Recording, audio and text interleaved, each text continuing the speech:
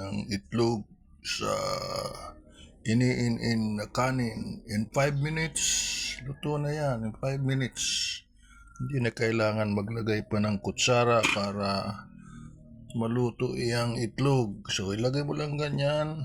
Hindi yan, malapit na yan. 5 minutes ay luluto na yan. Takpan natin.